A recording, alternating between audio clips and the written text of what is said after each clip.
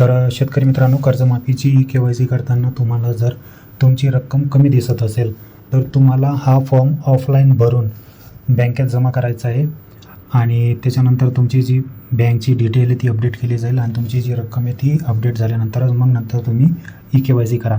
तर हा जो फॉर्म आहे तुम्हाला कसा भरायचा आहे, तर सर्वात वरती प्रतिमध्ये सहाय्यक निबंधक सहकारी संस्थाचे, त्याच्यात आपल्या तालुका आणि जिल्ह्याचे नाव लिहायचं आहे.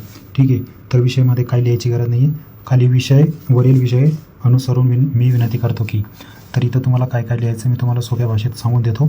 तर सर्वात अगोदर तुम्हाला इथं मी तुम्हाला झूम करून सांगतो.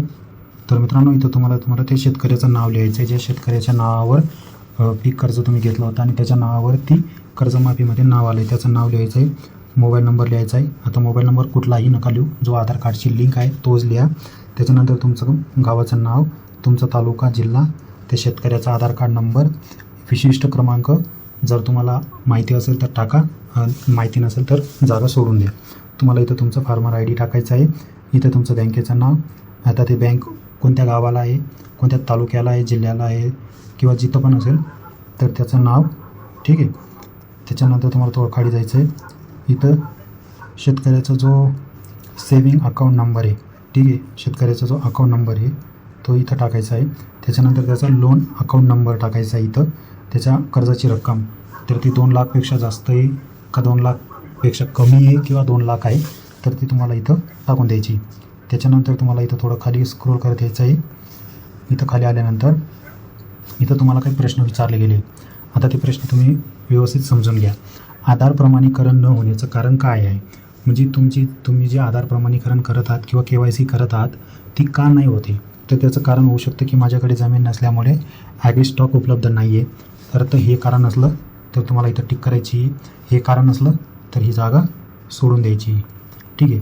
त्याच्यानंतर माझं कर्ज पोर्टलमधील रक्कम यामध्ये तफावत आहे, तर इथं 2 नंबरमध्ये तुम्हाला टिक करून द्यायची.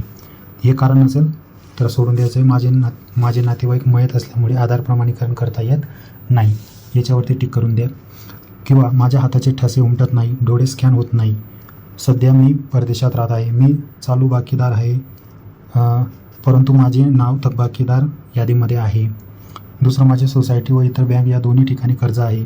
माझे आधार प्रमाणीकरण केले असताना रेकॉर्ड नॉट फाउंड असा संदेश दाखवत आहे. या प्रकारचा कुठलाही प्रॉब्लेम जर तुम्हाला दाखवत असेल मित्रांनो, तर त्याच्या पुढे तुम्हाला अशी टिक करायची, अदरवाईज सोडून द्यायचं आहे. ठीक आहे. त्याच्यानंतर तुम्हाला अजून 12, 13, 14 नंबरमध्ये पण त्याच प्रकारचे प्रश्न विचारले गेले. याच्यामधला कुठलाही प्रश्न असेल तर त्याच्यावरती टिक करायची. त्याच्यानंतर थोडं खाली आल्यानंतर, त्यामुळे माझे आधार प्रमाणीकरण करण्यासाठी योग्य ती कारवाई करून मला कर्जमाफीचा लाभ मिळवून द्यावा ही नम्र विनंती. त्याच्यानंतर त्याच्यासोबत तुम्हाला या 2 जी प्रिंट मी तुम्हाला दाखवतो, या दोघी प्रिंट भरून यांच्यासोबत जे डॉक्युमेंट जोडायचे ते म्हणजे तुमचे आपले सरकार केंद्रावरील असलेल्या माहितीचा संगणक स्क्रीनशॉट झेरॉक्स प्रत. ठीक आहे. तुमच्या कर्जमाफीची जी माहिती तुम्हाला स्क्रीनवर दाखवते, आधार कार्ड नंबरच्या सहाय्याने जी माहिती येते ती दाखवायची, त्याची स्क्रीनशॉट घ्यायची आणि त्याची प्रिंट काढून घ्यायची. त्याच्यानंतर तुमचे जे कर्ज खातेदार आहे त्याचे आधार कार्ड आणि त्याचा जर मृत्यू झाला असेल तर त्याचं मृत्यू प्रमाणपत्र, आणि जर शेतकरी मयत असेल तर, अदरवाईज याची काही गरज नाही. आणि बँक पासबुक, ज्या बँकेमध्ये तुम्ही कर्ज घेतलं आहे त्याच बँकेचं पासबुक, आणि इतर काही जे शेतीचे डॉक्युमेंट असतात ते डॉक्युमेंट, आणि खाली तुमचं नाव, मुक्काम, तुमचं गावाचं नाव, तालुका, जिल्हा, मोबाईल नंबर टाकून खाली सही करून द्यायची. तर या प्रकारे मित्रांनो तुम्हाला हा फॉर्म भरून जमा करायचा आहे, म्हणजे तुमची जी KYC न होण्याचं जे कारण आहे ते सरकारला कळेल. ठीक आहे. आधार प्रमाणीकरण करताना जो तुम्हाला प्रॉब्लेम येत आहे तर तो प्रॉब्लेम काय कारण आहे त्याचं ते या फॉर्ममध्ये तुम्ही कळवणार आणि त्याचं निवारण सरकार करेल.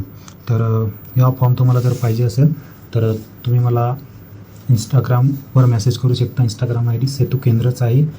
तुम्हाला तिथं मी हे फोटो सेंड करून देईल. अदरवाईज तुम्ही डायरेक्ट फेसबुकवर जा.